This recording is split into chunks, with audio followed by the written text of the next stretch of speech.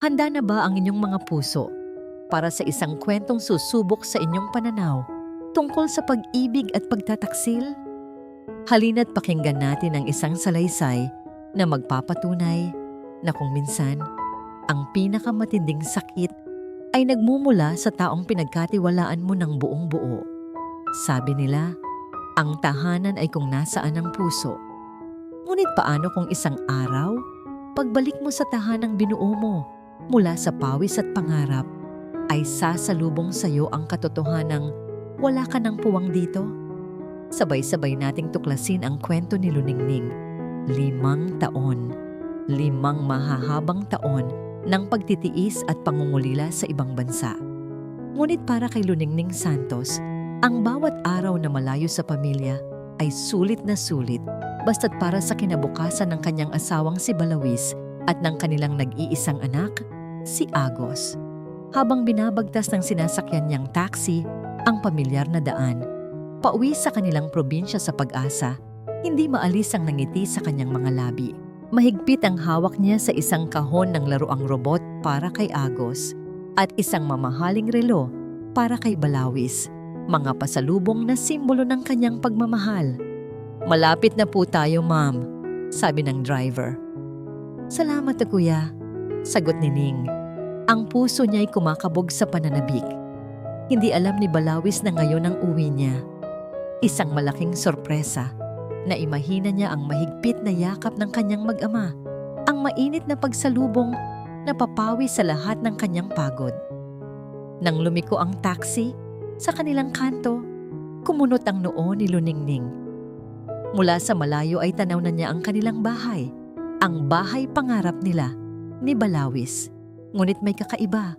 May nakatayo na malaking puting tolda sa kanilang bakuran. Ang pader ay napapalamutian ng mga puting bulaklak at laso. May maririnig na tugtugin at halakhakan ng maraming tao. "Naku, may handaan po pala sa inyo," puna ng driver. Bumaba si Luningning. Ang isip niya'y gulong-gulo. Baka may kaarawan o binyag. Ngunit walang okasyon na malapit. Dahan-dahan siyang naglakad palapit sa gate. Dala-dala pa rin ang mga pasalubong. Ang kaba sa kanyang dibdib ay napalitan ng isang malamig na takot nang makita niya ang isang arko ng bulaklak na may nakasulat, "Best wishes, Balawis and Daluyong." Balawis? At sino si Daluyong? Binitiwan niya ang mga kahon. Ang tunog ng paglagapak niyon sa semento ay kasabay ng pagguho ng kanyang mundo. Itinulak niya ang gate na bahagyang nakaawang at pumasok. Hindi siya pinansin ng mga bisitang abala sa pagkukwentuhan. Ang lahat ay nakasuot ng magagarang damit. At doon, sa gitna ng kanilang hardin, sa ilalim ng isang arko, nakita niya si Balawis, ang kanyang asawa. Nakasuot ito ng isang mamahaling suit, nakangiti habang nakikipag-usap sa mga bisita. At sa tabi nito, nakakapit sa braso, ay isang babaeng nakasuot ng isang napakagandang puting bestida, isang wedding gown. Ang hangin ay tila ninakaw mula sa mga baga ni Luningning. Ang mga tunog sa paligid ay unti-unting humina, hanggang sa ang tanging naririnig na lang niya ay ang dagundong ng sarili niyang puso. Nagtama ang kanilang mga mata.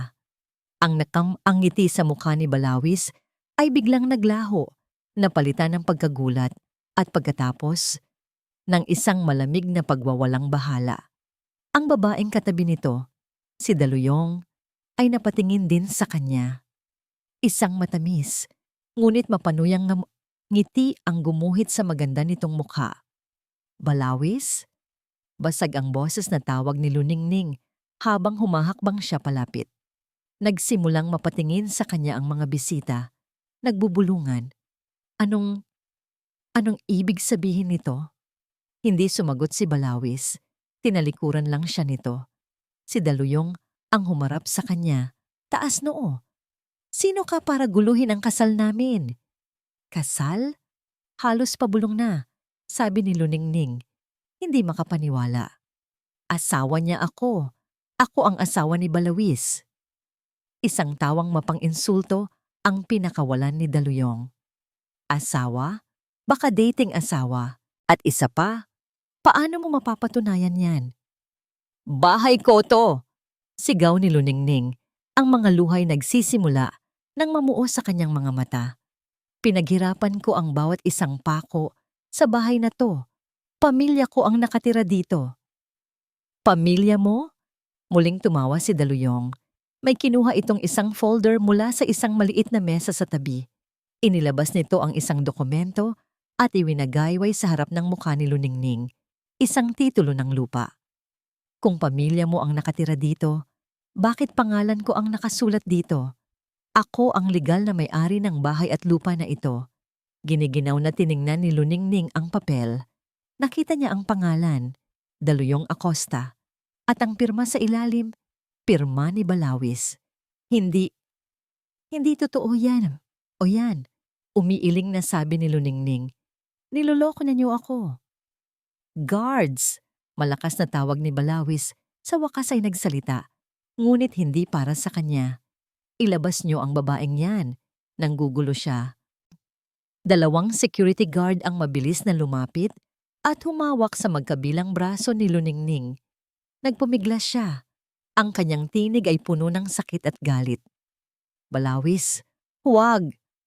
Huwag mong gawin sa akin to. Pagmamakaawa niya. Nasaan si Agos? Nasaan ang anak ko? Pero si Balawis ay parang bingi. Malamig ang mga matang nakatitig sa kanya habang siya ay kinakaladkad palabas ng sarili niyang bakuran, palabas ng sarili niyang tahanan. Ang mga bulungan ng mga bisita ay parang mga bubuyog na umuugong sa kanyang tainga. Nang makalabas sila ng gate, marahas siyang binitiwan ng mga gwardiya. Napaluhod siya sa magaspang na kalsada. Mula sa kinatatayuan, kitang-kita niya ang pagpapatuloy ng selebrasyon na para bang walang nangyari. Lumapit si Balawis sa gate. Tiningnan siya mula sa loob na para bang isa siyang basura. Ang kanyang mga mata ay walang emosyon, walang bakas ng 5 taon nilang pagsasama. Wala ka nang babalikan dito, Luningning. Sabi nito sa isang tinig na kasing lamig ng yelo. Ako na ang may-ari ng lahat. At pagkatapos, isinara nito ang gate. Iniwan si Luningning na mag-isa sa labas. Basag ang puso at ninakawan ng lahat ng pinaghirapan niya. Nakatayo ang musika at tawanan mula sa loob ng bakuran. Isang malupit na paalala ng mundong masaya na ilang saglit lang ang nakalipas ay akala niya ay sa kanya. Ngunit ngayon, para kay Luningning, ang bawat notang iyon ay parang patalim na tumatarak sa kanyang puso. Nananatili siyang nakaluhod sa kalsada, hindi alintana, ang maliliit na batong bumaon sa kanyang balat.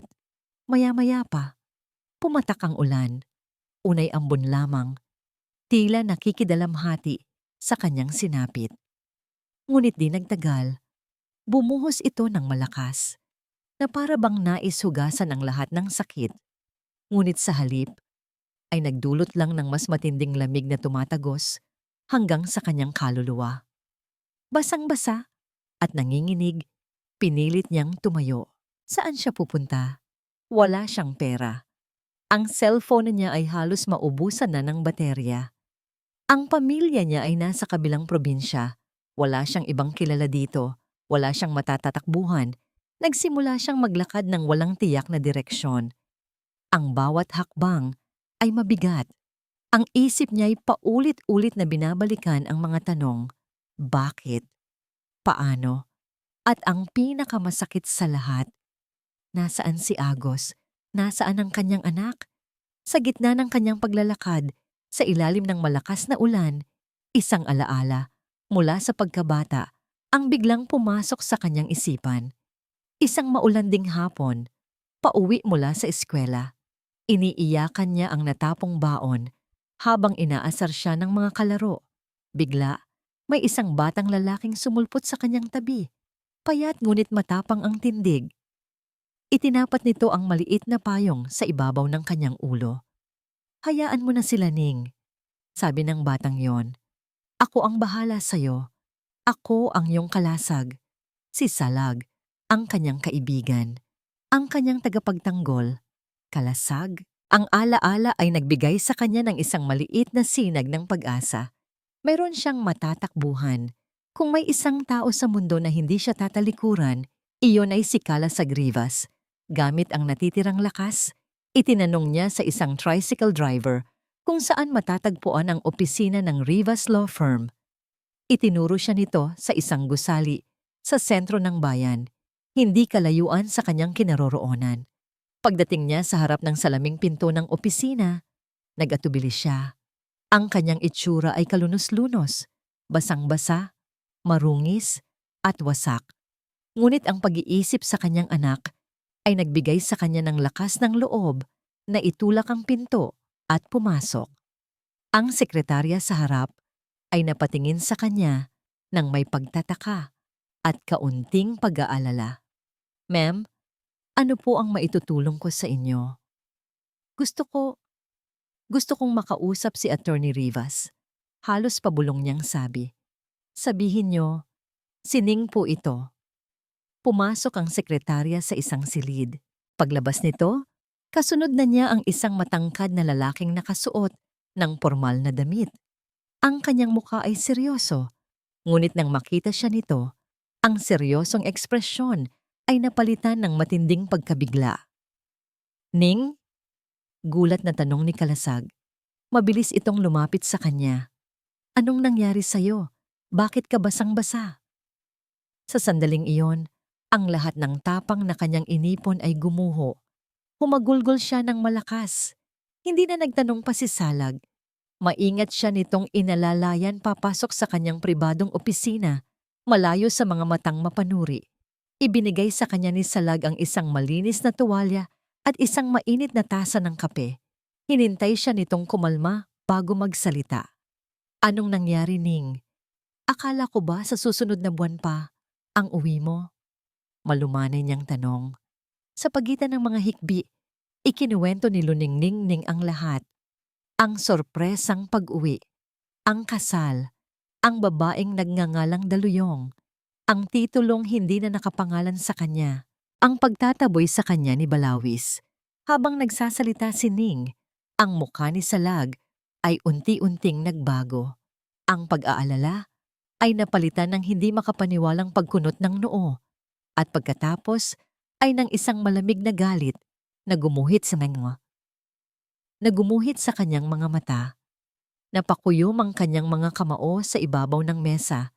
Nang matapos si Ning, kinuha niya ang kanyang telepono at ipinakita ang huling litrato ni Agos na nakangiti. "Salag, ang anak ko. Kinuha nila sa akin ang anak ko," umiiyak niyang sabi. Tiningnan ni Salag ang litrato. Pagkatapos ay ibinalik ang tingin kay Ning. Ang kanyang mga mata ay puno ng determinasyon. "Hindi sila magtatagumpay, Ning," mariin niyang sabi. "May mali dito. Masyadong mabilis ang lahat. Ang paglipat ng titulo, ang kasal. May pandaraya itong ginawa. Babawiin natin ang lahat ng sayo, lalo na si Agos. Pangako yan." Ang mga salitang yon ay tila isang balsamong humaplos sa nagdurugo niyang puso. Sa unang pagkakataon, sa loob ng ilang oras, nakaramdam siya ng kaunting pag-asa. "Magpahinga ka muna sa guest room dito sa opisina," sabi ni Salag, itinuturo ang isang pinto. "Huwag kang mag-alala. Mula ngayon, ako na ulit ang kalasag mo." Tumango si Ning, pagod na pagod. Pumasok siya sa silid at agad na napahiga sa sofa. Yakap-yakap ang kanyang cellphone. Di nagtagal, sa sobrang pagod ng katawan at isip, ay nakatulog siya. Sinilip muna ni Salag kung mahimbing na ang tulog ni Ning bago niya isinara ng marahan ang pinto. Bumalik siya sa kanyang mesa. Ang mukhay na babalot ng matinding seryosohang hindi nakita ni Ning kanina. Kinuha niya ang kanyang telepono at nag-dial ng isang numero. "Carlo, may ipapa-verify ako sa'yo. Urgent to," sabi niya sa kausap sa kabilang linya. Ang kanyang boses ay mababa at seryoso. "Kailangan kong malaman kung may nailabas na anumang legal na dokumento sa pangalan ng kliyente ko. Anything unusual." May sinabi ang nasa kabilang linya. Tumingin si Salag sa direksyon ng silid kung saan natutulog si Ning. Ang kanyang panga ay nag-igting. May kailangan akong ipa-verify. Pag-uulit niya, mas may diin ngayon. Isang death certificate. Pangalan, Luningning Santos. Hindi nakatulog si Kalasag Rivas ng gabing iyon. Ang bawat saglit na pagpikit ng kanyang mga mata ay nagdadala sa kanya ng imahe ni Luningning. Nakaluhod sa ulan, basag ang puso, ang dating ningning sa mga mata ay napalitan ng ulap ng kawalan ng pag-asa. Sa kanyang tabi, ang isang tasang kape ay lumamig na, hindi nagalaw. Ang tanging liwanag sa kanyang opisina ay nagmumula sa monitor ng kanyang computer, kung saan walang sawa siyang nag-aabang. Ang galit sa kanyang dibdib ay parang nag-aalab na baga. Kilala niya si Balawis, hindi bilang matalik na kaibigan, kundi bilang ang lalaking umagaw sa atensyon ng babaeng minahal niya mula pa pagkabata. Ngunit hindi niya kailanman inakala na may kakayahan itong gumawa ng ganito kasuklam-suklam na bagay. Ito ay hindi na simpleng panloloko. Ito ay isang krimen na maingat na binalak. Ping!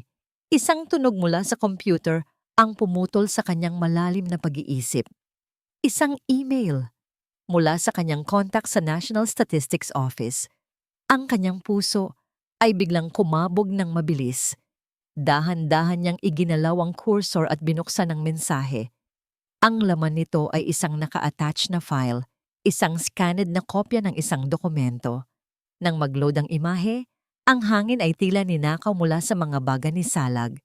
Republic of the Philippines, Certificate of Death. Nandoon ito, malinaw pa sa sikat ng araw. Pangalan, Luningning sa Santos. Petsa ng kamatayan, 3 buwan na ang nakalipas. Sanhi ng kamatayan, vehicular accident. Ang pangalan ng nag-report, ang asawa, si Balawis Morales.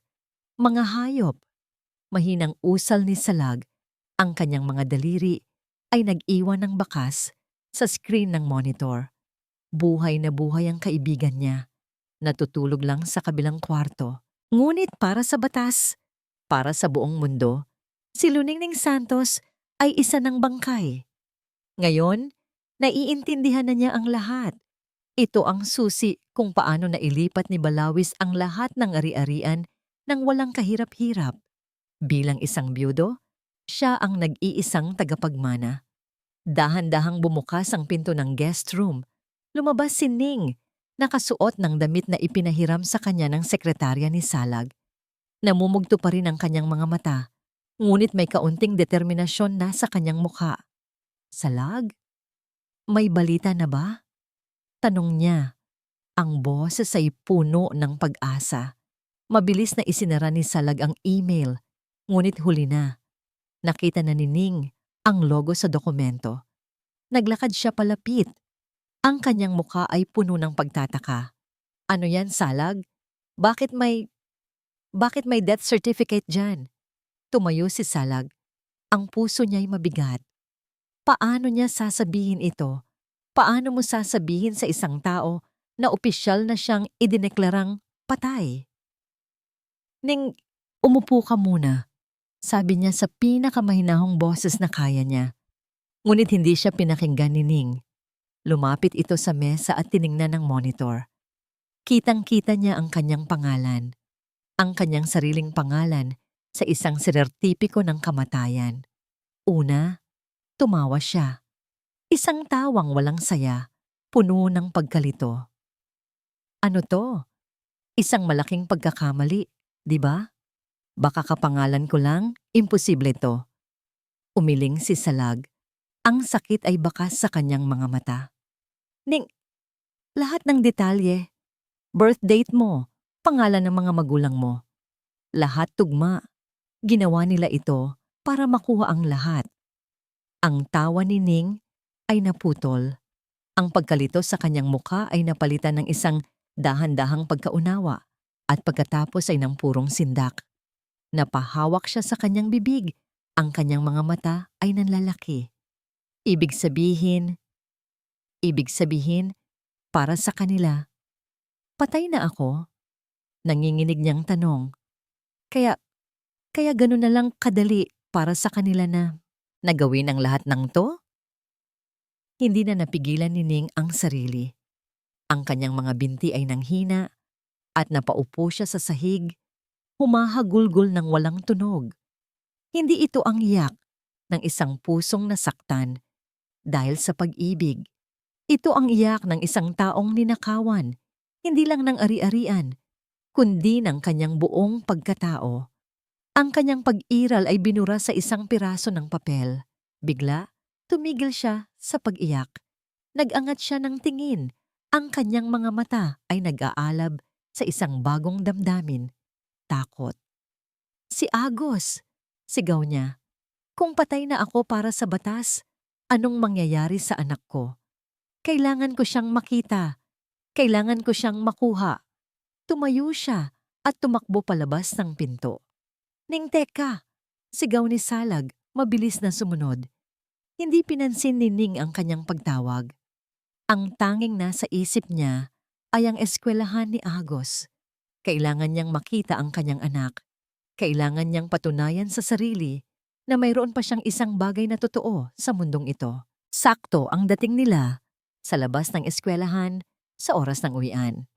Nakita ni Ning ang mga bata na nagsisimulang lumabas. Hinanap ng kanyang mga mata ang pamilyar na maliit na anyo.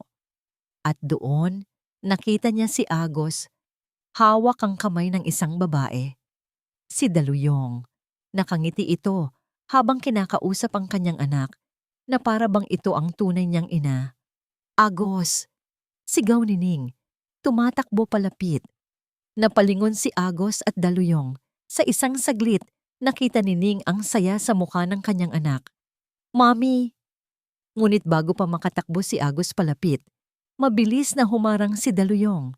Hinawakan niya ang balikat ng bata at may ibinulong dito. Ang nangiti sa mukha ni Agos ay nawala, napalitan ng pagkalito at takot. Huwag kang lalapit! Sigaw ni Daluyong. Sapat na para marinig ng ibang mga magulang at gwardiya na naroroon. Sino ka?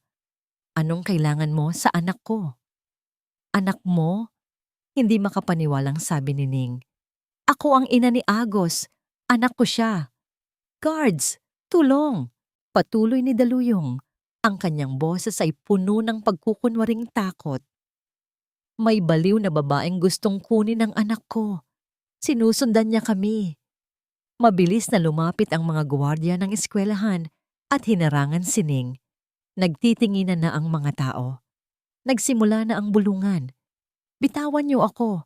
Anak ko yan. Nagpupumiglas na sigaw ni Ning. Ngumiti si Daluyong. Isang ngiting tagumpay. Lumapit ito kay Ning habang hawak pa rin siya ng mga gwardiya. Ibinaba niya ang kanyang bibig malapit sa tainga ni Ning. Sapat lang para silang dalawa ang makarinig.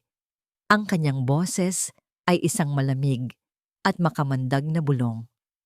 Para sa batas, patay ka na. At ang mga patay, hindi na dapat nanggugulo. Ang mga salitang yon ni Daluyong ay umalingaw-ngaw sa isipan ni Luningning habang kinakaladkad siya ni Salag palayo sa eskwelahan. Ang mga patay, hindi na dapat nanggugulo. Ang bawat letra ay parang lason na kumakalat sa kanyang sistema, nagdudulot ng lamig at panginginig. Ngunit sa ilalim ng lamig na yon, may isang bagong apoy na nagsimulang mag-alab. Isang apoy na hindi na lang basta sakit, kundi purong galit. Pagbalik sa opisina, hindi na umiyak si Luningning. Naupo siya sa silya sa harap ng mesa ni Salag. Ang kanyang likod ay tuwid. Ang kanyang panga ay matigas. Tiningnan niya ang kaibigan sa mata. Gusto kong lumaban, Salag, sabi niya. Ang kanyang boses ay nanginginig ngunit buo. Hindi ako patay at ipapamukha ko sa kanila yan. Kahit anong mangyari, babawiin ko ang anak ko. Isang maliit na ngiti ng paghanga ang sumilay sa labi ni Salag. Ito ang Ning na kilala niya. Ang Ning na hindi sumusuko.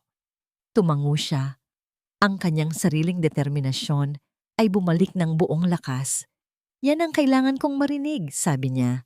Inilatag niya sa mesa ang mga dokumento. Ito ang unang hakbang, isang petisyon para ipawalang bisa ang pekeng death certificate mo.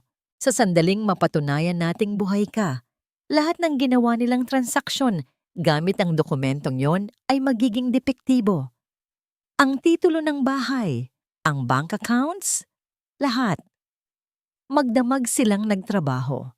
Si Luningning, sa tulong ni Salag, ay isinalaysay ang bawat detalye ng kanyang buhay sa abroad, mga patunay ng kanyang trabaho, mga resibo ng perang ipinapadala niya, mga litrato at video call nila ni Agos. Ang bawat piraso ng ebidensya ay isang bala sa digmaang kanilang sinisimulan. Sa kauna-unahang pagkakataon, mula nang umuwi siya, naramdaman ni Ning na mayroon siyang kontrol, na hindi na lang siya isang biktima na tinatangay ng alon. Ngunit kinabukasan, nalaman niyang ang laban ay hindi lamang pala sa loob ng korte. Nang buksan niya ang kanyang social media account, bumungad sa kanya ang isang post na ibinahagi ng daan-daang tao sa kanilang probinsya. Isang litrato ni Balawis, Daluyong at Agos, masayang magkakasama sa isang parke. Ang caption, "Building new dreams with my family. Finally, peace after the storm." Ang kanyang tiyan ay tila bumaliktad, ngunit mas lumala pa ang lahat nang mabasa niya ang mga komento. Ito pala yung bagong asawa ni Sir Balawis, ang ganda at mukhang mabait. Hindi tulad nung una na iniwan lang ang anak para magpakasarap sa ibang bansa. Kawawa naman si Sir. Buti nakahanap siya ng tunay na magmamahal sa kanya at sa anak niya. Narinig ko, umuwi daw yung dating asawa. Nanggugulo pa daw. Walang hiya. Matapos iwanan ng pamilya. Napakuyom ang kamao ni Ning habang binabasa ang bawat komento. Isang kasinungalingan. Lahat kasinungalingan. Sila ang nagtayo ng bagong pamilya habang binubura ang pagkatao niya. Sila ang nagnakaw. Ngunit sa mata ng publiko, siya ang kontrabida. Biglang tumunog ang kanyang telepono. Isang hindi rehistradong numero. Nag-aalangan man ay sinagot niya ito. "Hello, Ma'am Ning? Si Payapa po ito." Isang pamilyar na boses ang bumulong sa kabilang linya. Si Yaya Payapa, ang matagal na nilang kasambahay na nag-alaga kay Agos mula pagkabata. "Yaya," napasigaw si Ning sa tuwa at pag-aalala. "Kumusta na kayo? Kumusta si Agos?" "Ma'am, pasensya na po kung ngayon lang ako nakatawag. Mahigpit po ang bilin na huwag kayong kausapin."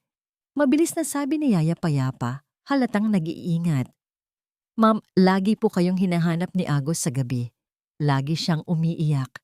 Sinasabi po nung Daluyong na masama kayo, na iniwan niyo daw po siya, kaya huwag na kayong isipin." Pero hindi po naniniwala ang bata. Ang bawat salita ni Yaya Payapa ay parang punyal sa puso ni Luningning, ang kanyang munting anghel, nasasaktan at nalilito. "Yaya, pakisabi sa kanya. Pakisabi mahal na mahal siya ni Mami at babalikan ko siya. Pangako iyan." Biglang naputol ang linya. Ngunit sapat na ang narinig ni Ning. Ang apoy sa kanyang dibdib ay lalong nag-alab. Hindi na ito para sa bahay o sa pera. Ito ay para kay Agos. Dumating ang araw ng unang pagdinig sa korte. Nakaupo si Ning sa tabi ni Salag. Ang kanyang puso ay kumakabog ng malakas. Sa kabilang panig ng silid, nakaupo si Balawis at Daluyong, kampante at mukhang kagalang-galang sa kanilang mamahaling kasuotan, kasama ang kanilang abogado. Nagsimula ang pagdinig. Inilatag ni Salag ang kanilang kaso nang may kumpiyansa. Ipinipresenta ang mga patunay na si Luningning ay buhay at nagtatrabaho sa abroad sa panahong sinasabing siya ay namatay. Ngunit ng pagkakataon na ng kabilang panig, tumayo ang kanilang abogado. "Your Honor, we would like to present a witness to prove our client's claim that Ms. Santos had a history of emotional instability and had expressed her desire to abandon her family long before she left for abroad." "Objection, Your Honor. This is character assassination," mading sabi ni Salag. "Overruled. The court will hear the witness," sabi ng hukom. Binuksan ang pinto ng korte. Pumasok ang isang babae. Natigilan si Luningning. Ang babaeng yon, pamilyar sa kanya. Si Melissa, isa sa mga dati niyang kaibigan, isa sa mga taong pinagkakatiwalaan niya. Umupo si Melissa sa witness stand, umiiwas ng tingin kay Luningning. Itinaas niya ang kanyang kanang kamay at nanumpa. Miss Melissa Cruz, tanong ng abogado ni Daluyong, maari mo bang sabihin sa korteng ito kung ano ang huling sinabi sa iyo ni Luningning Santos bago siya umalis ng bansa? Huminga ng malalim si Melissa. Tumingin ito sa hukom. Pagkatapos sa isa direksyon ni Luningning, ang kanyang mga mata ay walang emosyon. Sinabi po niya sa akin, nagsimula si Melissa, ang kanyang boses ay malinaw at matatag. Napagod na siya sa buhay may asawa. Nagagamitin lang niya ang pag-a-abroad para makatakas at nawala siyang balak na bumalik pa para sa kanyang asawa o para sa kanyang anak. Malayo sa ingay at pagkukunwari ng korte, sa isang tahimik at halos nakalimutang sementeryo sa kabilang bayan, nakatayo si Daluyong Acosta sa harap ng isang simpleng puntod. Ang pangalan sa lapida ay halos nabura na ng panahon. Amalia Acosta. Walang luha sa kanyang mga mata. Sa halip ang naroon ay isang malamig at matigas na determinasyon. Hinaplos niya ang malamig na bato. Ang kanyang mga daliri ay dumapo sa petsa ng kamatayan ng kanyang ina. 20 taon na ang nakalipas, ngunit para kay Daluyong, ang sakit ay sariwa pa rin na parang kahapon lang nangyari. 12 taong gulang si Daluyong noon. Nakaupo siya sa isang sulok ng kanilang maliit at barong-barong na bahay. Pinapanood ang kanyang inang si Amalia na walang tigil sa pag-ubo. Ang payat nitong katawan ay nanginginig sa bawat paghinga. May sakit ito sa baga at wala silang perang pambili ng gamot. Inay, uminom na po kayo ng tubig. Alok niya, hawak ang baso. Ngumiti si Amalia, isang pilit na ngiti na hindi umabot sa malulungkot nitong mga mata. Salamat anak, huwag mo akong alalahanin. Ngunit paano niya hindi aalalahanin? Gabi-gabi, naririnig niya itong umiiyak, yakap-yakap, ang nag-iisang kupas na litrato ng lalaking nangako sa kanyang magandang buhay, ang lalaking ama niya. Ang parehong lalaki na nakita ni Daluyong isang beses mula sa malayo, sa plaza ng kabilang bayan. Masaya itong bumibili ng sorbetes para sa isang ibang pamilya, isang magandang ginang, at isang maliit na batang babae na kasing edad niya, nakasuot ng magandang bestida at laso sa buhok. Ang pangalan ng batang iyon, narinig niya, ay Luningning. Nang araw na yon, may isinumpa si Daluyong sa kanyang sarili. Isang araw, babawiin niya ang lahat. Ang buhay na dapat ay sa kanila, ang pagkilala, ang pangalan, ang yaman. Nagising si Daluyong mula sa kanyang malalim na pag-iisip nang tumunog ang kanyang telepono. Si Balawis. Kumusta ang pagdinig? Malamig niyang tanong, kahit alam na niya ang sagot. Naging epektibo si Melissa. May pagmamalaking sabi ni Balawis sa kabilang linya. Kitang-kita ko ang itsura ni Luningning. Wasak na wasak. Hindi niya inasahan yon. Huwag kang masyadong maging kampante. Balawis, sagot ni Daluyong. Ang kanyang tingin ay nakapako pa rin sa puntot. Ito ay simula pa lang. Ang korte ay isang teatro. Ang tunay na laban ay wala diyan. Ano ang ibig mong sabihin? Nasa atin na ang lahat. Ang bahay, ang pera. Hindi mo naiintindihan. Putol ni Daluyong. May pait sa kanyang boses. Ang pera ay isang kasangkapan lamang. Ang bahay ay isang simbolo. Ang gusto ko ay makita siyang maranasan ang lahat ng naranasan namin ni Inay. Ang mawalan ng lahat, ang itakwil, ang maging walang-wala. Natahimik si Balawis sa kabilang linya. Minsan, natatakot siya sa tindi ng galit ni Daluyong. Ang plano sa simula ay simple lang.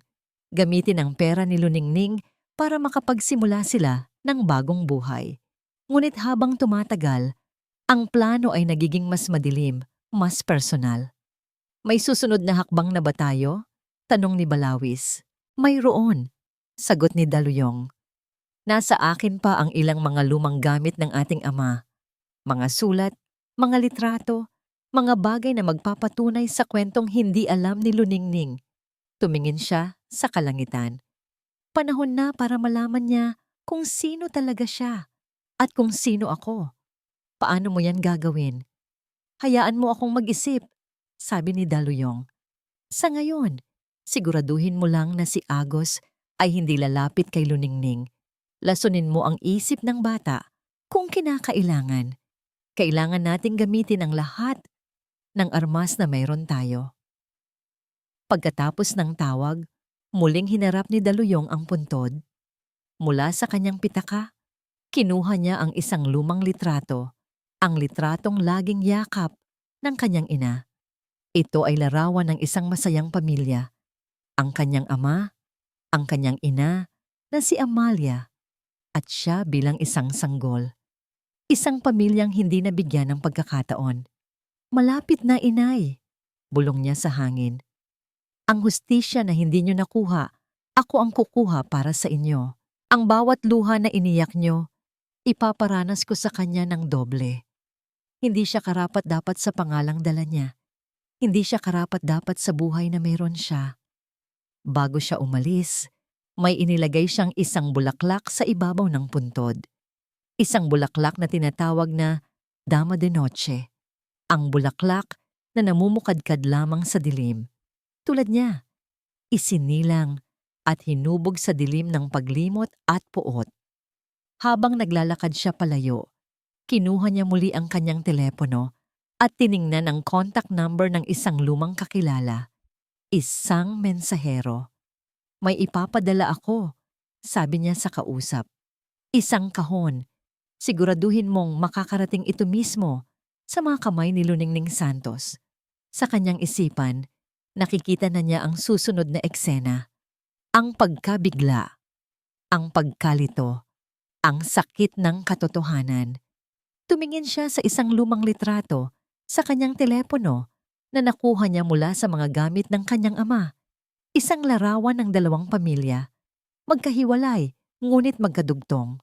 Ngumiti si Daluyong. Isang ngiting hindi umaabot sa kanyang mga mata. Oras na para malaman mo ang buong kwento, kapatid. Lumipas ang ilang araw pagkatapos ng pagdinig. Ang sugat na idinulot ng pagsisinungaling ni Melissa ay sariwa pa rin sa puso ni Luningning. Paano nagawa sa kanya yon ng isang taong tinuring niyang kaibigan? Ang bawat pagtitiwala niya ay unti-unting winawasak na para bang ang buong mundo ay nakikipagsabwatan laban sa kanya. Huwag mong hayaang sirain niya ng loob mo, Ning. Paulit-ulit na sabi ni Salag. Gagawin nila ang lahat para palabasin kang masama. Bahagi iyan ng kanilang maruming laro. Nasa opisina sila ni Salag, napapaligiran ng mga dokumento at libro ng batas. Sinusubukan ni Luningning na tumulong sa paghahanap ng butas sa kaso, ngunit ang isip niya ay laging lumilipad pabalik sa mukha ni Melissa sa witness stand. Sa gitna ng kanilang pagtatrabaho, isang delivery man ang pumasok sa opisina. May dala itong isang katamtamang laking kahon na balot sa lumang brown paper.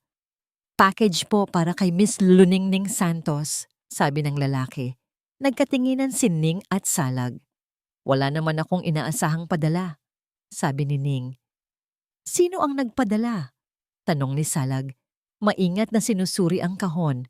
Walang return address. Tanging ang pangalan lang ni Ning ang nakasulat. Sa kabila ng pag-aalangan, pumirma si Ning at kinuha ang kahon. Mabigat ito at amoy luma na parang galing sa isang baul na matagal nang hindi nabubuksan. Dinala niya ito sa mesa at maingat na pinunit ang balot. Sa loob, hindi bomba o anumang banta ang laman, kundi mga lumang gamit. Isang relo ng lalaki na may kalawang na, ang strap. Ang relong iyon, pamilyar sa kanya. Iyon ang paboritong relo ng kanyang yumaong ama. Mayroon ding isang pitakang gawa sa balat at sa loob nito ay isang lumang sedula na may pangalan ng kanyang ama at may isang bundle ng mga sulat. Tinalian ng isang kupas na pulang laso. Bakit? Bakit may magpapadala sa akin ito? Nanginginig niyang tanong habang hinahawakan ang mga gamit na para bang multo mula sa nakaraan. Mag-ingat ka, Ning, paalala ni Salag. Maaring patibong yan. Ngunit hindi napigilan ni Ning ang kanyang sarili. Kinalas niya ang tali sa mga sulat. Ang sulat kamay ay pambabae, magandang ngunit tila nanginginig habang isinusulat. Ang mga sulat ay para sa kanyang ama. Sinimulan niyang basahin ang isa. Mahal kong Ricardo, panimula ng sulat. Isang buwan na naman ang lumipas na hindi ka nagpapakita. Nag-aalala na ako. Ang anak natin ay lagi kang hinahanap. Kailan mo ba kami muling dadalawin dito sa amin? Mahirap ang buhay, Ricardo. Ngunit kakayanin ko ang lahat. Basta't alam kong babalik ka. Ang bawat salita ay parang suntok sa kanyang sikmura. Ricardo ang pangalan ng kanyang ama. Ngunit sino ang kami? Sino ang anak natin? Binuksan niya ang isa pang sulat. Nakita ko ang litrato mo sa dyaryo kasama ang bago mong pamilya. Masaya ka na ba? Nakalimutan mo na ba kami? Ang anak mo, si Daluyong, ay nagkasakit. Kailangan ko ng pera para sa gamot, Ricardo. Maawa ka sa amin. Daluyong, ang pangalan ay tumalon mula sa pahina at sumampal sa kanya. Hindi maaari. Binitawan niya ang mga sulat na parabang napapaso. Ang kanyang mga kamay ay nanginginig. Sa ilalim ng mga sulat, may isang litrato na nakataob. Dahan-dahan niya itong itinaas. Kinilabutan siya sa kanyang nakita. Isang litrato ng kanyang ama, mas bata pa, nakangiti. Katabi nito ay isang babaeng hindi niya kilala at karga-karga ng babae ang isang sanggol na babae. Masaya sila sa litrato, isang perpektong pamilya. Habang nakatitig siya sa larawan, biglang nag-ring ang kanyang cellphone. Unknown number. Nanginginig niyang sinagot ito. Hello? Nagustuhan mo ba ang mga alaala ni Itay? Isang boses na malamig at puno ng panunuya ang sumagot. Isang boses na kilalang-kilala na niya. Si Daluyong. Anong ibig sabihin ng lahat ng ito? Halos hindi makapagsalitang tanong ni Ning. Tumawa si Daluyong sa kabilang linya. Isang tawang naglalaman ng maraming taon ng sakit at galit. Simple lang, luningning. Ang babae sa litratong yan ay ang tunay kong ina. At ang sanggol na karga niya, ako yan. Ang mundo ni Ning ay huminto sa pag-ikot. Hindi. Nagsisinungaling ka. Bakit ako magsisinungaling? Tanong ni Daluyong. Tingnan mong mabuti ang buhay mo, luningning. Ang magandang bahay, ang kumpletong pamilya, ang pangalan. Lahat ng yan, dapat ay sa amin. Ngunit pinili ng ama natin na itago kami sa dilim, na ituring na parang basura para lang maibigay sa inyo ang perpektong buhay. Habang ikaw ay naglalaro ng manika, ang nanay ko ay namamatay sa sakit dahil wala kaming pambili ng gamot. Habang ikaw ay ipinagmamalaki niya sa lahat, kami ay ikinahihiya niya. Ang bawat salita ay tumagos sa puso ni Luningning. Ang lalaking kilala niya bilang isang mabuti at mapagmahal na ama ay may tinatagong madilim na sikreto. At ang babaeng sumisira sa buhay niya ngayon. Kapatid kita, bulong ni Ning, hindi sa kausap, kundi sa kanyang sarili. Isang katotohanang napakasakit tanggapin. Oo, sabi ni Daluyong, dinig na dinig ang nangisi sa kanyang boses. Magkapatid tayo sa dugo. At ngayon, ipaparanas ko sa iyo ang buhay na ipinaranas ninyo sa amin. Ang buhay sa putik. Isa-isa kong babawiin ang lahat ng dapat ay sa akin. Ibinaba ni Daluyong ang tawag. Nabitawan ni Luningning ang telepono. Napaupo siya sa sahig. Napapaligiran ng mga piraso ng nakaraan ng kanyang ama. Ang mga sulat, ang litrato, ang katotohanan. Lumapit si Salag. Ang mukha niya'y puno ng pag-aalala. Lumuhod ito sa tabi niya. Ning, anong nangyari? Anong sinabi niya? Nag-angat ng tingin si Luningning. Ang kanyang mga mata ay blangko. puno ng sakit at pagkalito na higit pa sa anumang naramdaman niya dati. Tumingin siya kay Salag, ang kanyang tanging sandalan sa mundong ito, na unti-unti nang gumuho. Salag! Bulong niya, ang kanyang boses ay basag. Paano ako lalaban? Sa taong kadugo ko pala. Ang revelasyon na si Daluyong ay kanyang kapatid ay parang isang malaking bato na humarang sa daan ni Luningning. Bigla, ang laban na dating malinaw, isang laban sa pagitan ng tama at mali, ng biktima at ng manloloko ay naging malabo. Isang kumunoy ng mga komplikadong emosyon. Paano niya lalabanan ang bunga ng kasalanan ng kanyang ama? Paano niya haharapin sa korte ang isang babaeng nagdurusa dahil sa isang buhay na hindi nito pinili? Ang dating nag-aalab na galit sa kanyang dibdib ay napalitan ng isang nakakaparalisang bigat. Isang bigat ng pagkakasala, kahit na wala siyang alam. Sa mga sumunod na araw, si Luningning ay naging anino ng kanyang sarili. Madalas siyang tulala, hawak ang mga lumang sulat, binabasa ng paulit-ulit ang mga salitang puno ng sakit ni Amalia. Ning, kailangan mong bumangon, sabi ni Salag, puno ng pag-aalala. Nakaupo sila sa kapihan silungan, isang maliit na coffee shop na nagsisilbi nilang tagpuan. Hindi mo kasalanan ang ginawa ng ama mo. Oo, kapatid mo siya. Pero hindi iyon nagbibigay sa kanya ng karapatang sirain ka at kunin ang anak mo. Pero Salag, hindi mo naiintindihan. Mahinang sagot ni Ning. Habang hinahalo ang kapeng, hindi naman niya iniinom. Lahat ng meron ako, lahat ng naranasan kong pagmamahal mula kay Itay, lahat yon ay dapat sa kanila. Pakiramdam ko, nang agaw ako. Hindi ka nang agaw, Ning. Isa ka ring biktima sa sitwasyong ito. Mariing sabi ni Salag, ang tunay na may kasalanan dito ay ang ama ninyo at si Daluyong sa pagpili niyang manakit sa halip na humingi ng hustisya sa tamang paraan. Huwag mong kalimutan kung bakit ka lumalaban. Lumalaban ka para kay Agos. Ang pangalan ni Agos. Iyon na lamang ang tanging bagay na nagpapanatili sa kanya, ang pagmamahal niya sa anak. Habang si Luningning ay unti-unting nilalamon ng kanyang mga demonyo, si Daluyong naman ay walang tigil sa pagkilos. Ginamit niya ang kahinaan ni Luningning para palakasin ang kanyang sariling posisyon. Sa loob ng bahay pangarap, isa-isa niyang pinalitan ang mga larawan ni Ning ng mga sarili niyang litrato kasama si Balawis at Agos. At ang pinakamasakit sa lahat, dahan-dahan niyang nilalason ang isipan ng bata. Agos, anak, malambing niyang sasabihin habang sinusuklayan ang buhok ng bata. Alam mo ba kung bakit wala dito si Mami Luningning mo? Kasi may iba na siyang pamilya. Hindi ka na niya mahal. Hindi po totoo yan. Iiyak na sagot ni Agos. Mahal ako ni Mami. Babalik siya. Kung mahal ka niya, bakit kanya iniwan?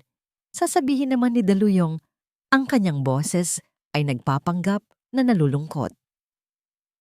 Tingnan mo, kami ni Daddy Balawis mo, hindi ka namin iiwan. Kami ang tunay mong pamilya ngayon. Mahal na mahal ka namin. Araw-araw, ganito ang ginagawa niya. Binibilhan niya si Agos ng mga mamahaling laruan, kapalit ng mga lumang laruang bigay ni Ning. Ipinapasyal niya ito. Kinukunan ng litrato at ipinapakita ang isang perpektong pamilya na alam niyang makakarating kay Luningning. Sa wakas, dumating ang araw na itinakda ng korte para sa isang maikling supervised visit. Isang oras, sa isang neutral na lugar, isang family counseling center. Isang oras para makasama ni Luningning, ang kanyang anak, sa ilalim ng mapanuring mata ng isang social worker at ni Daluyong. Buong gabi ay hindi nakatulog si Ning sa pananabik. Inihanda niya ang paboritong pagkain ni Agos, bumili ng bagong laruan. Ito na ang pagkakataon niyang iparamdam sa anak na hindi siya nagbago. Pagdating niya sa center, nakita niya si Agos na nakaupo sa pagitan ni Daluyong at Balawis. Tumakbo siya palapit Ang kanyang mga braso ay nakaunat para sa isang yakap. Agos, anak, miss na miss ka na ni Mommy. Ngunit ang batang sumalubong sa kanya ay hindi ang Agos na inaasahan niya. Hindi ito tumakbo para yakapin siya. Sa halip umatras ito at nagtago. Sa likod ni Daluyong ang mga mata ay puno ng takot at pag-aalinlangan. Agos, anak, anong problema? Tanong ni Ning. Ang kanyang puso ay nagsimulang madurog. Sabi po ni Tita Daluyong, iiwan mo daw po ulit ako. Nanginginig na sabi ng bata. Ayaw mo na daw po sa akin kasi may bago ka ng baby. Ano? Hindi totoo yan, anak. Umiiling na sabi ni Ning. Ang kanyang mga mata ay nagmamakaawa. Una sa kanyang anak, pagkatapos ay kay Daluyong. Tumingin siya kay Daluyong, ang kanyang mga mata ay nag-aapoy sa galit.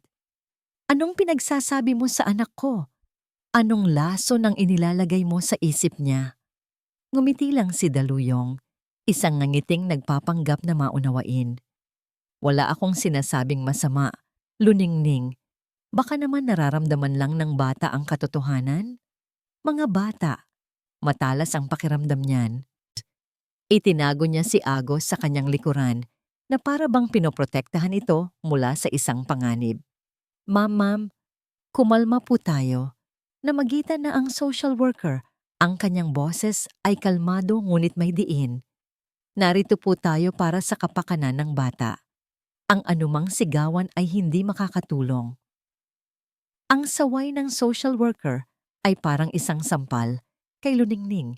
Bigligla siya pa ang nagmukhang masama. Ang ina na nanggugulo. Huminga siya ng malalim. Pilit na pinapakalma ang sarili. Kailangan niyang maging maingat. Muli niyang hinarap si Agos. Lumuhod siya para magpantay ang kanilang mga mata. Anak, tingnan mo. Dinala ko ang paborito mong adobo na niluto ni Mommy at may laruan ako para sa'yo. Isang eroplano. Inilabas niya ang maliit na kahon. Tumingin si Agos sa laruan at sa isang saglit nakita ni Ning ang kislap ng dating pananabik sa mga mata nito. Ngunit mabilis itong napawi nang tumingin ito kay Daluyong. Umiling ang bata. Ang kanyang maliliit na labi ay nakatikom. Ayoko po. Mahinang sabi ni Agos, hindi tumitingin sa kanya. Mas masarap po magluto si Tita Daluyong. At saka, binilhan na niya ako ng malaking robot. Ang bawat salita ay isang matulis na kutsilyo na bumaon ng malalim sa puso ni Luningning. Ang kanyang adobo, ang paborito nito, ang pagkaing ilang gabi niyang pinag-isipan kung paano lutuin ulit para dito. Binaliwala ang laruang pinag-ipunan niya. Ipinagpalit sa isang mas malaki. Pinilit niyang ngumiti kahit naramdam niya ang panginginig ng kanyang mga labi. Ganoon ba, anak? Sige, pero gusto ko lang malaman mo na mahal ka ni Mommy, ha? At hinding-hindi kita iiwan. Hindi sumagot si Agos, na natili lang itong nakatago sa likod ni Daluyong, na ngayon ay hinahaplos na ang buhok ng bata na para bang ito ang tunay na ina. Si Balawis ay nanatiling tahimik sa isang sulok, nakatingin lang, na para bang isa siyang estranghero na nanonood ng isang palabas. Ang natitirang minuto ng kanilang isang oras ay dumaan na parang isang walang katapusang pagdurusa. Sinubukan ni Ning na kausapin si Agos, ngunit ang mga sagot nito ay laging maikli at malamig. Hindi ito tumingin sa kanyang mga mata. Hindi ito ngumiti, at hindi man lang nito sinubukang lumapit sa kanya. Nang sabihin ng social worker na tapos na ang oras, parang gumuho ang mundo ni Luningning. Pinanood niya habang akay-akay ni Daluyong at Balawis ang kanyang anak palabas ng silid. Bago sila tuluyang mawala sa paningin, lumingon si Agos. Sa isang saglit, nagtama ang kanilang mga mata. At sa mga matang iyon, walang galit. Walang pagmamahal, tanging pagkalito. At pagkatapos ay tuluyan na itong tumalikod, hindi na lumingon pang muli. Ang biyahe pabalik sa opisina ni Salag ay nababalot ng isang mabigat na katahimikan. Hindi nagsalita si Ning. Ang mga luhang kanina pa niya pinipigilan ay tuluyan ng natuyo. Ang natira na lang ay isang blangkong pakiramdam, isang malawak na kawalan. Pagdating sa opisina, naupo lang siya, nakatingin sa kawalan. Kinuha ni Salag ang isang basong tubig at inilapag sa harap niya. Ning, huwag kang maniwala sa nakita mo, malumanay niyang sabi. Nilason nila ang isip ng bata. Isang setup lang yon para panghinaan ka ng loob. Hindi sumagot si Ning. Tila hindi niya narinig ang sinabi ni Salag. Ilang minuto pa ang lumipas bago siya nagsalita. Ang kanyang boses ay mahina at walang buhay. Wala na, Salag. Hindi pa tapos ang laban, Ning. Sa susunod na pagdinig, wala na. Pag-uulit niya, mas may diin ngayon. Sa wakas, ay tumingin siya kay Salag at ang nakita nito sa kanyang mga mata ay nagpadurog sa puso ng abogado. Ang apoy ay wala na. Ang pag-asa ay naglaho na. Nawala na sa akin ang bahay. Ninakaw na nila ang pera. Ang pangalan ko, binura na nila. Pero tiniis ko ang lahat ng yon dahil alam kong may babalikan pa ako. Alam kong meron pa akong isang bagay na pinakamahalaga sa lahat. Huminga siya ng malalim. Isang buntong hiningang tila naglalaman ng lahat ng bigat sa mundo. Pero ngayon, pati ang anak ko, kinuha na rin nila. Hindi lang ang katawan niya, Salag. Kinuha nila ang puso niya. Ang pagmamahal niya para sa akin. Tumayo siya at lumapit sa bintana. Tinitingnan ng mga taong naglalakad sa labas, mga taong may sariling buhay, mga taong buo. Suko na yata ako, Salag, sabi niya. Ang kanyang boses ay isang pakiusap na puno ng pagod. Baka nga tama sila. Baka nga mas mabuti para kay Agos na wala ako. Nakatayo lang si Kalasag Rivas. Pinapanood si Luningning na nakatalikod sa bintana. Isang figurang binalot ng anino ng pagkatalo. Ang mga salitang binitiwan nito, suko na yata ako, ay parang mga pako na tumusok sa kanyang puso. Nakita na niya si Ning na umiyak, magalit, at matakot. Ngunit ngayon, sa unang pagkakataon, nakita niya itong sumuko. At iyon ang isang bagay na hinding-hindi niya papayagan. Ang pagmamahal niya kay Luningning ay hindi isang biglaang damdamin. Ito ay isang apoy na matagal na niyang itinatago. Mula pa noong mga bata pa sila at nangako siyang magiging kalasag nito. Ngayong nakikita niya itong wasak, ang apoy na yon ay hindi humina. Bagkus, ito ay lalong nag-alab, naging isang nagbabagang determinasyon. Hindi, mariin niyang sabi. Sapat lang para marinig nito. Lumingon si Ning, ang kanyang mga mata ay walang buhay. Anong hindi? Hindi ka susuko, sabi ni Salag. Lumalakad palapit sa kanya. Naiintindihan ko ang sakit na nararamdaman mo. Naiintindihan kong pakiramdam mo ay naubos ka na. Pero hindi ako papayag na tapusin mo ang laban ng ganito. Pero Salag, wala nang pag-asa. Laging may pag-asa. Putol niya. Ang kanyang boses ay puno ng isang puwersang hindi pa naririnig ni Ning mula sa kanya. Kung ang batas ay kayang baluktutin ng pera at kasinungalingan, hindi tayo lalaban sa loob lang ng korte. Lalaban tayo sa paraang alam nila. Gagamitin natin ang sarili nilang kahinaan laban sa kanila. Hindi umimik si Ning, kaya nagpatuloy si Salag. Si Balawis ay sakim, si Daluyong ay mapaghiganti. Ang pagsasama nila ay hindi binuo sa pagmamahal, kundi sa kasakiman at galit. At ang ganyang klasing pagsasama, madaling wasakin. Hinayaan niyang manatili si Ning sa opisina para magpahinga. Ngunit si Salag hindi na muling natulog. Magdamag siyang gising, napapalibutan ng mga libro at dokumento. Ngunit hindi na batas ang kanyang pinag-aaralan, kundi ang sikolohiya ng kanyang mga kalaban. Hinahanap niya hindi ang legal na butas, kundi ang emosyonal na bitak sa kanilang relasyon. At sa pagitan ng hating gabi at madaling araw, habang pinagmamasdan ang isang litrato ni Balawis at Daluyong na magkasama, nakita niya ito, ang lamat. Kinabukasan, dinalhan niya si Ning ng almusal. Naupo siya sa tapat nito. Ang kanyang muka ay seryoso, ngunit ang kanyang mga mata ay puno ng isang bagong liwanag. Ning, mahinahon niyang panimula. Alam kong pagod ka na, pero kailangan kong hilingin sa'yo na magtiwala ka sa akin sa huling pagkakataon. May plano ako, isang plano na delikado, pero kung magtatagumpay, ito na ang katapusan nila. Tumingin lang si Ning, nag-aabang. Hindi lang ako ang abogado mo, Ning. Matagal na tayong magkaibigan, sabi ni Salag. Ang kanyang boses ay bumaba. At ang totoo, higit pa doon ang nararamdaman ko. Matagal na kitang minamahal. Natigilan si Ning sa narinig. Pero hindi ito ang oras para dyan. Mabilis na dugtong ni Salag. Ayaw niyang magdulot ng karagdagang bigat. Sinasabi ko lang to para malaman mo na ang laban na ito ay hindi lang trabaho para sa akin. Personal ito. At ipinapangako ko sa'yo, hindi kita iiwan. Hindi ka nag-iisa dito. Sa unang pagkakataon, sa loob ng maraming araw, isang luha ang pumatak mula sa mga mata ni Ning. Hindi luha ng sakit, kundi luha ng pasasalamat. Dahan-dahan siyang tumango. Isang maliit na senyales, ngunit para kay Salag, iyon na ang pinakamalakas na oo.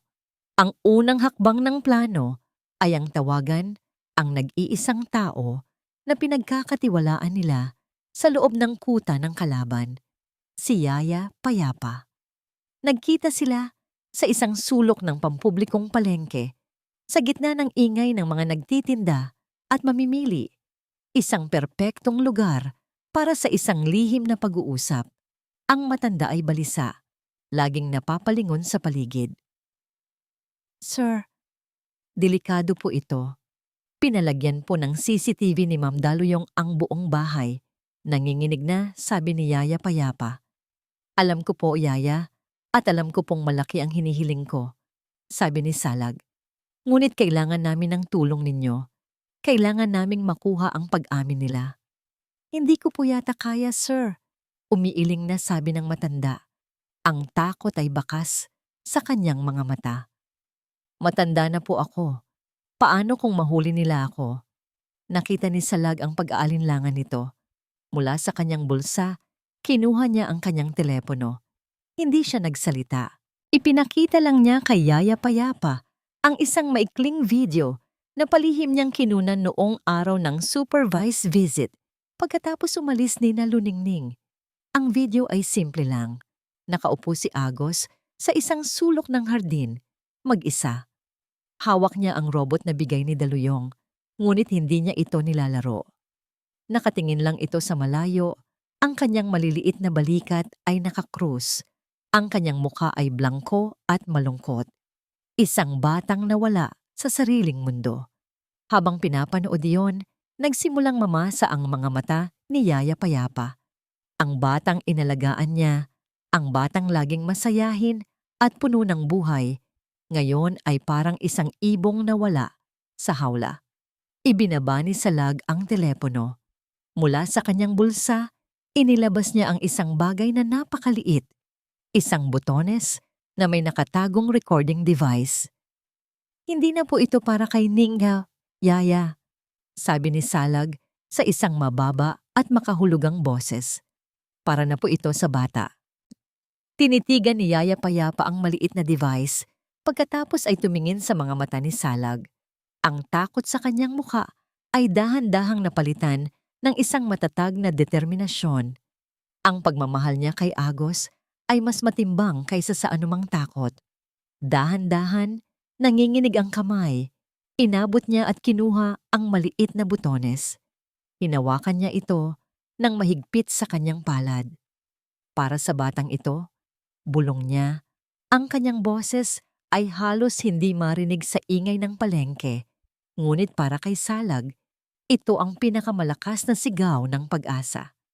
Ang maliit na recording device na hugis butones ng damit ay parang isang mabigat na bato sa bulsa ng uniforme ni Yaya Payapa. Buong araw, ramdam niya ang bigat at lamig niyon. Isang palaging paalala sa panganib na kanyang sinusuong. Sa tuwing wing mapapadaan si Daluyong, ang kanyang mga mata ay tila tumatagos sa kanya at ang puso ng matanda ay halos tumalon palabas ng kanyang dibdib. Diyos ko, tulungan niyo po ako, paulit-ulit niyang dasal sa kanyang isipan. Ang nag-iisang bagay na nagbibigay sa kanya ng lakas ay ang mukha ni Agos.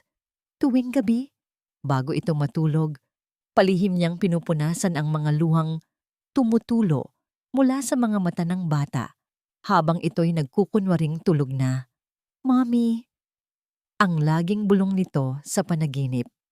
At sa bawat bulong na yon, ang takot ni Yaya Payapa ay napapalitan ng tapang para sa batang ito.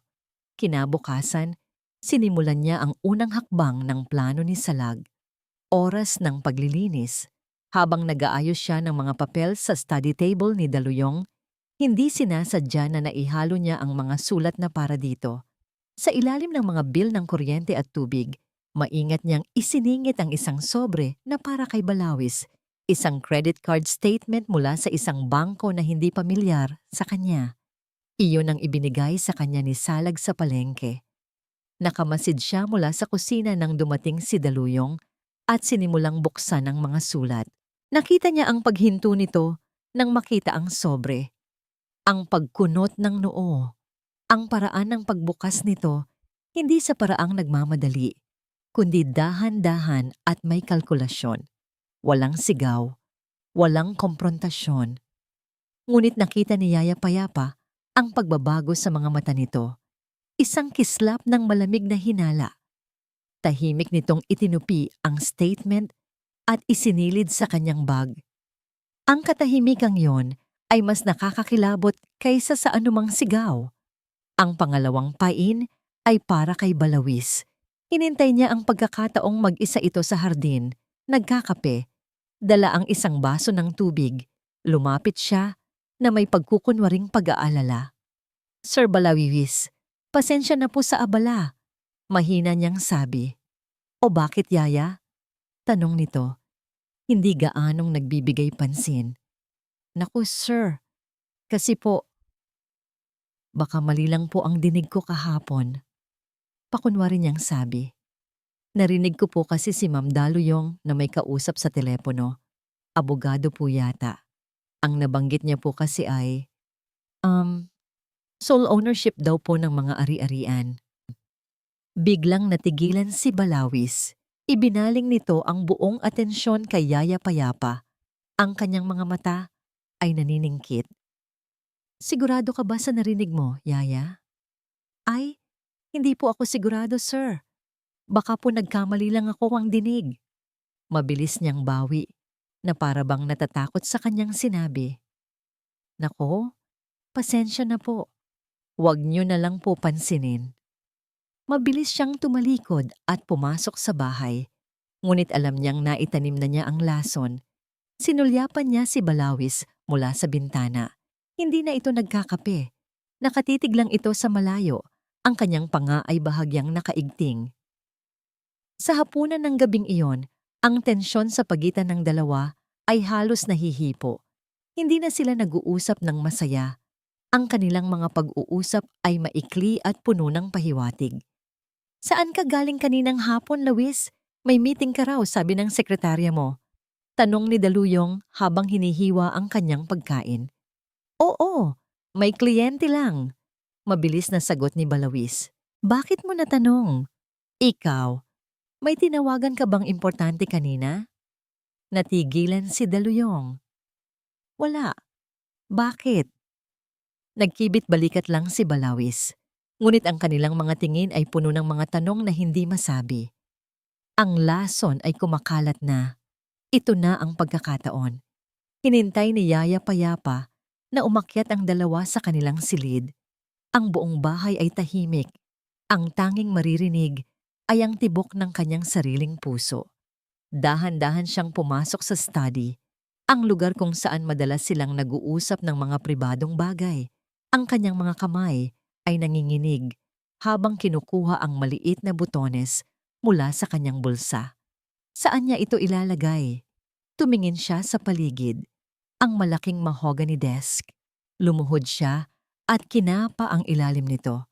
May isang maliit na espasyo sa ilalim ng tabletop, malapit sa gilid. Perpekto. Hindi makikita, ngunit malinaw na maririnig ang lahat. Nanginginig niyang idinikit ang maliit na device. Huminga siya ng malalim at pinindot ang maliit na switch para i-activate ito. Isang maliit na click, ang tanging tunog. Tapos na. Mabilis siyang tumayo. Nagpunas ng kamay sa kanyang duster. Aalis na sana siya nang biglang bumukas ang pinto. Pumasok si Balawis at Daluyong. Ang kanilang mga mukha ay parehong madilim.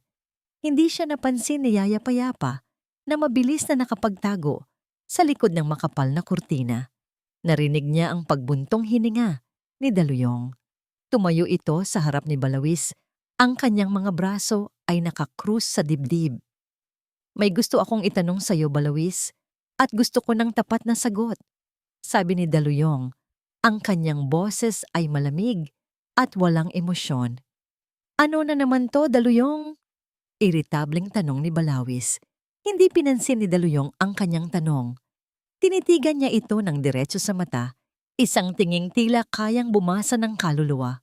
Sigurado ka bang sa akin ka lang tapat, Balawis? Nasa loob sila ng isang madilim na van na nakaparada sa tapat ng kalsada.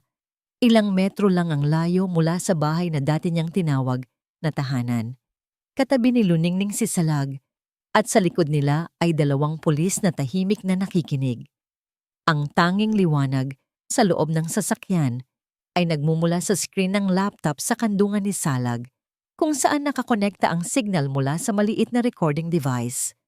Ang puso ni Luningning ay dumadagundong sa kanyang dibdib. Ang bawat tibok ay mas malakas kaysa sa mahinang ugong ng makina ng van.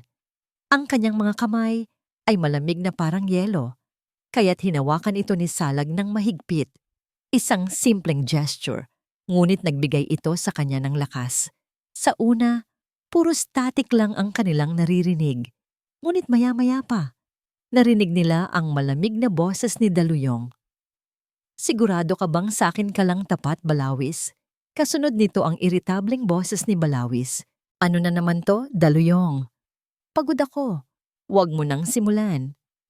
Huwag mong ibahin ang usapan. Sagot ni Daluyong, ang kanyang boses ay tumaas ng bahagya. Nakita ko ang credit card statement mo. Isang bangko na hindi mo kailanman sinabi sa akin. At may mga malalaking gastos. Saan mo ginagastos ang pera, Balawis? Ang pera natin? Pera natin? Tumawang mapakla si Balawis. O baka naman pera mo lang. Baka naman yan ang dahilan kung bakit ka nakikipag-usap sa abogado mo ng palihim tungkol sa sole ownership. Huwag mo akong gawing tanga, Daluyong. Akala mo ba hindi ko malalaman? Natahimik ang kabilang linya. Sa loob ng van, nagkatinginan si Ning at Salag. Gumagana ang plano. Ang mga buto ng pagdududa na itinanim ni Yaya Payapa ay nagsisimula ng mamunga. Sinungaling, sigaw ni Daluyong. Wala akong ginagawang ganyan. Talaga ba? Hamon ni Balawis. Kung hindi dahil sa akin, hindi mo makukuha ang titulo ng bahay na ito. Ako ang naglakad ng lahat ng papeles. Ako ang nagtiis sa pagpapanggap sa harap ng mga ahensya ng gobyerno. At ito ang igaganti mo sa akin? Taksil. Dito na sumabog ang lahat. Ang kanilang pagkukunwari at pekeng pagmamahalan ay gumuho. Inilalantad ang tunay na kasuklam-suklam na pundasyon ng kanilang relasyon, kasakiman at galit. Ikaw ang taksil! Ganting sigaw ni Daluyong. Ang kanyang boses ay puno ng puot. Ang kapal ng mukha mong sabihin, yan. Kung hindi dahil sa utak ko, mananatili ka lang isang hamak na empleyado na umaasa sa padala ng asawa mo. Lahat ng ito, ang magandang buhay na tinatamasa mo, ako ang nag-isip ng lahat ng ito. Ikaw, anong ginawa mo, Aber? Ang magpaganda at magbilang ng pera? Bobo ka talaga. Umalingaw-ngaw ang sigaw ni Daluyong, malinaw na malinaw sa speaker. Ang paglipat ng titulo, ang pagmamanipula sa korte, lahat yan, ako ang may plano. At ang pinakamalaking alas ko, ang bagay na hinding-hindi mo kayang gawin dahil duwag ka, yung pekeng death certificate, ako yon. Ako ang nagpapatay kay Luningning sa papel para makuha natin ang lahat. Sa sandaling iyon, ang lahat sa loob ng van ay napahinto sa paghinga. Ito na. Ang pag-amin, ang hepe ng mga pulis, ay tumingin kay Salag. Tumango si Salag. Iyon na ang hudyat. Mabilis na kumilos ang mga pulis.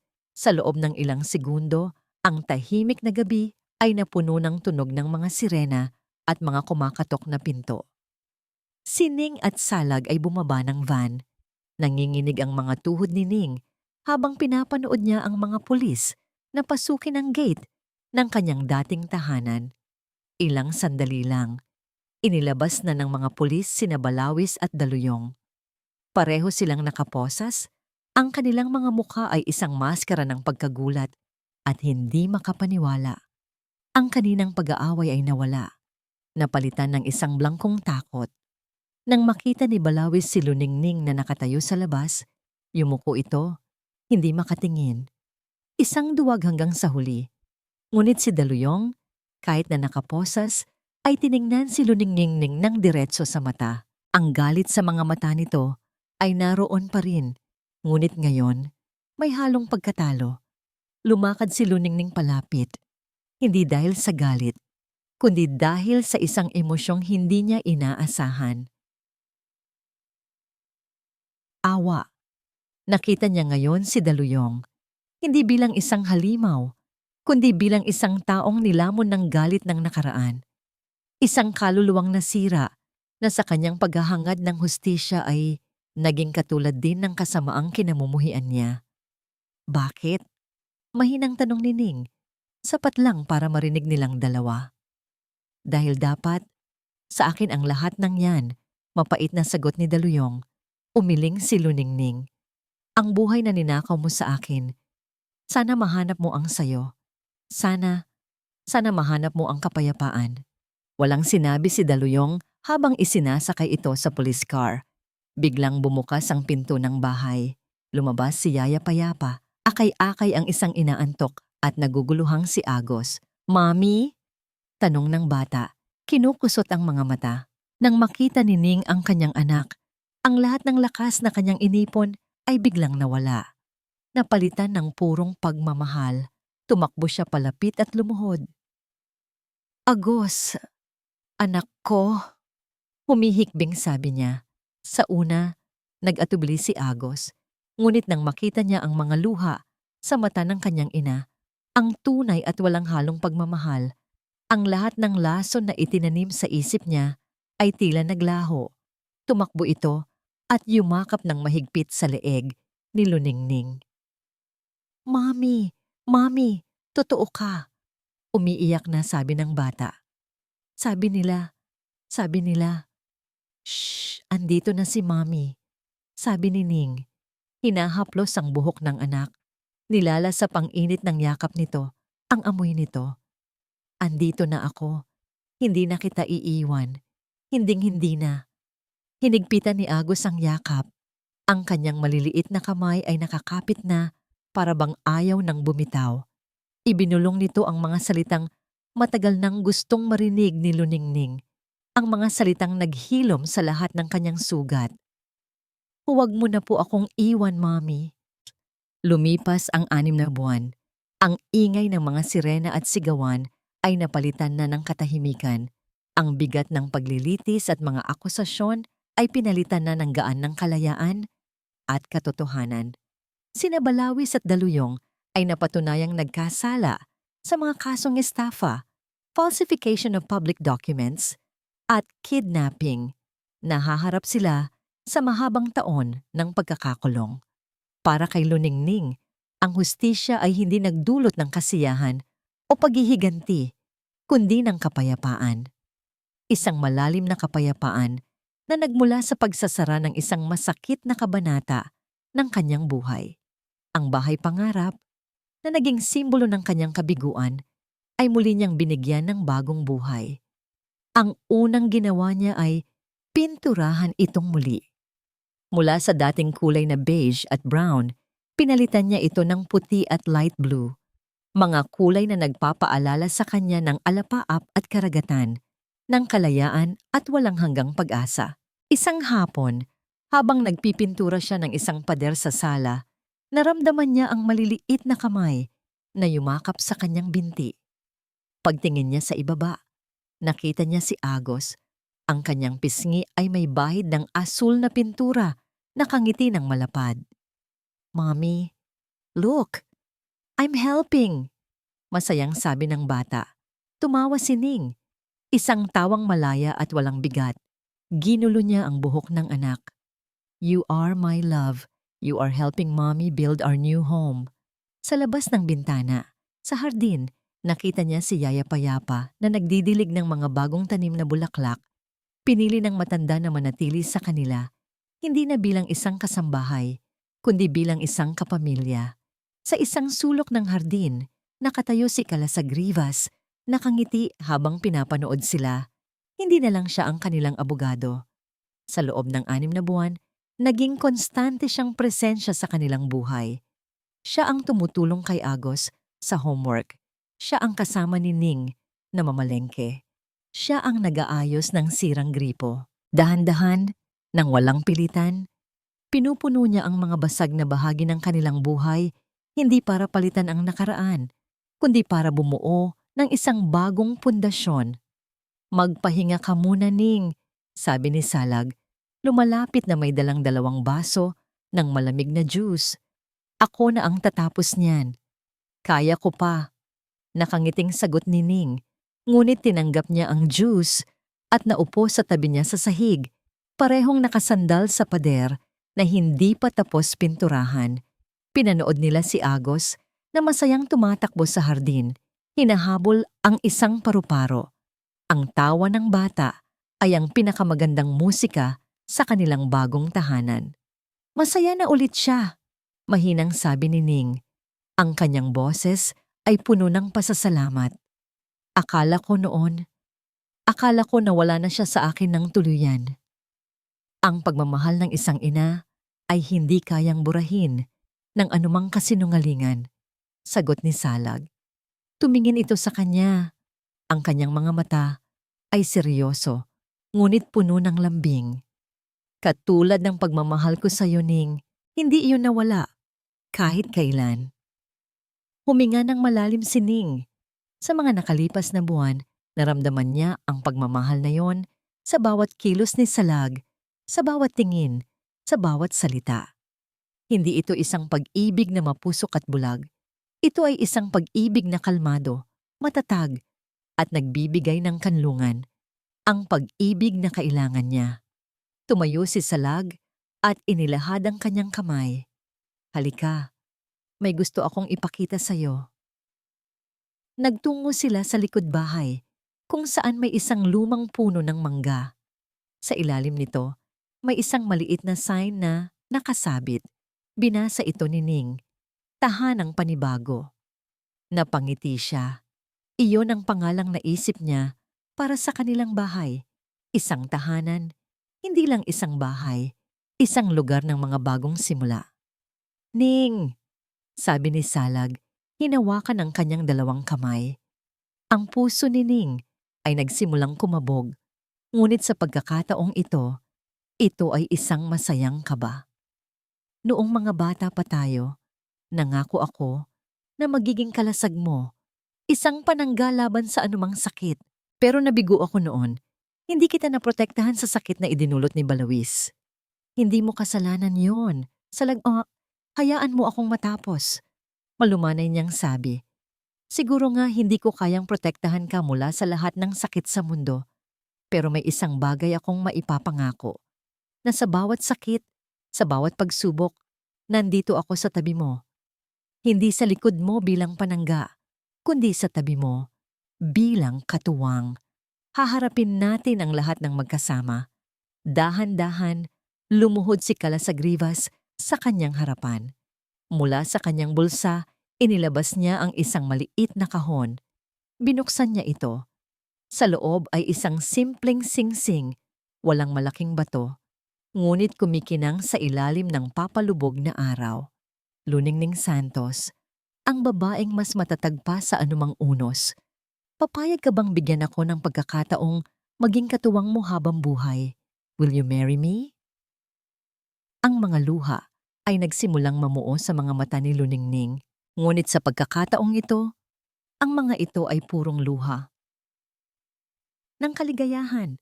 Ang lahat ng sakit, lahat ng pagtataksil, lahat ng kadiliman, lahat ng yon ay nagdala sa kanya sa sandaling ito. Sa ilalim ng puno ng mangga, sa harap ng lalaking naging kanyang kalasag, at ngayon ay gusto niyang maging kanyang kanlungan. Dahan-dahan siyang tumango, hindi makapagsalita. Ngumiti lang siya, isang nangiting nagmumula sa isang pusong buo na muli. Isinuot ni Salag ang singsing sa kanyang daliri. Tamang-tama. Tumayo ito at niyakap siya ng mahigpit. Habang nakayakap sila, narinig nila ang palakpak mula sa likuran.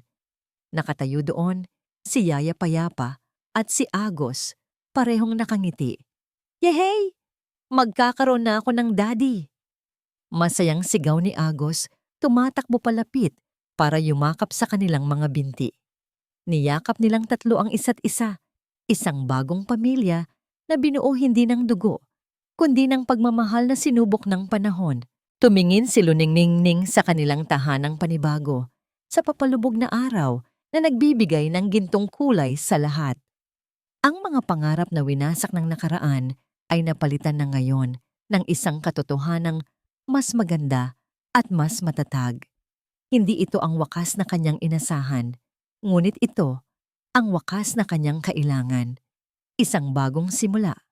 At dito nagtatapos ang ating kwento. Isang salaysay ng pusong winasak ngunit muling nabuo. Ng pananampalatayang sinubok ngunit nanatiling matatag. Ang aral na iniiwan sa atin ng kwento ni Luningning ay simple ngunit makapangyarihan. Ang pinakamatinding pagtataksil ay maaring magmula sa mga taong ating pinakamamahal, ngunit ang tunay na lakas ay hindi nasusukat sa kung paano tayo bumagsak, kundi sa kung paano tayo babangon. Ang bawat sugat, gaano man kalalim, ay may kakayahang maghilom. At kung minsan, ang mga guho ng ating nakaraan ang siyang nagiging pinakamatibay na pundasyon ng isang mas magandang kinabukasan. Ang pagpapatawad, hindi para sa iba, kundi para sa sarili, ang siyang tunay na susi sa kapayapaan. Maraming salamat po sa inyong walang sawang pagsubaybay sa kwento ni Luningning, Kalasag at ng Munting Agos.